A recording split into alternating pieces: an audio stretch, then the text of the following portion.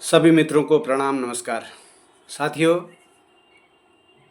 परिस्थितियां कभी अनुकूल भी होती हैं, प्रतिकूल भी होती हैं। चाहे परिवार हो, समाज हो, कोई ऑफिस हो, देश हो या कोई भी क्षेत्र हो, हमें एक साथ मजबूती के साथ खड़ा रहना चाहिए। किसी भी आप एक परिवार ले लीजिए, अगर एक के हाथ में बागडोर है तो वो परिवार कभी टूटता नहीं है, बिखरता नहीं है। सब लोग एक के कहने पे चलें तो वो परिवार कभी बिखरेगा नहीं। अगर सब लोग अपने अपने मन से चलने लगेंगे तो परिवार कभी बंध नहीं पाएगा। वो सोचेगा मैं थोड़ा ना छोटा हूँ, वो सोचेगा मैं थोड़ा ना छोटा हूँ। अगर जो भी दिशा निर्देश एक दे रहा है, एक को, जिसको हम हेड बोलते हैं, मुखिया जिसको हम बोलते हैं, उसको हमें मानना ही पड़ेगा। उसके आदेश पे अगर हम सब चलेंगे तो एक मुट्ठी में बंध के रहेंगे और हमारा परिवार हो, समाज हो, ऑफिस हो या कोई भी क्षेत्र हो या देश ही क्यों ना हो, वो बहुत अच्छा चलेगा, तालमेल से चलेगा। आपने कई बार ये किस्सा सुना भी होगा। अगर आप एक ही कोई लकड़ी ले लो, उसको तोड़ने में 1 मिनट सेकंड नहीं लगता, सट से टूट जाती है। और उसी को अगर 4 लकड़ियों को इकट्ठा कर दें तो उसको तोड़ने में बहुत ताकत लगती है। बरसक तो टूटेगी नहीं, अगर टूटेगी भी तो अगले को बहुत ज़्यादा संघर्ष करना पड़ेगा और तब तक हमें संभलने का शायद मौका भी मिल जाएगा। तो ऐसी परिस्थिति, अभी कुछ स्थिति ऐसी है कि देश में थोड़ा सा गैस की परेशानी आ रही है, तो कुछ विपक्षी पार्टियां तो हाहाकार मचा रही हैं। हमें इस बात को समझना चाहिए। हमें अभी ऐसी विषम परिस्थितियों में, विपरीत परिस्थितियों में एक होना चाहिए। इसमें नुकसान किसका है? जो नेता लोग हैं उनका तो अपने अपने घरों में खूब सारा पैसा इकट्ठा किया हो, वो कैसे भी अपना गुजारा कर लेंगे।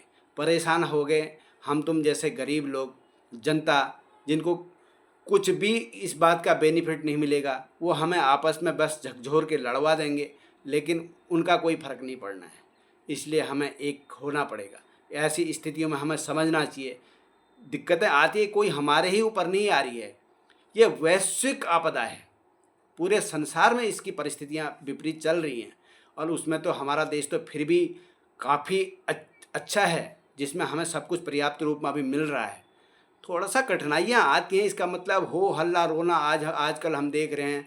लोग रील बनाने के चक्कर में गैस की पूजा कर रहे हैं, गैस को ढोल बजा के ला रहे हैं या गैस के कई कई तरह से उसको दिखाने का प्रयास कर रहे हैं अपना बनाने, लेकिन उसमें नुकसान किसका है? बदनामी किसकी हो रही है? हमारे देश की हो रही है, हमारी अपनी हो रही है। तो इसलिए हमें इस चीज़ को समझना चाहिए।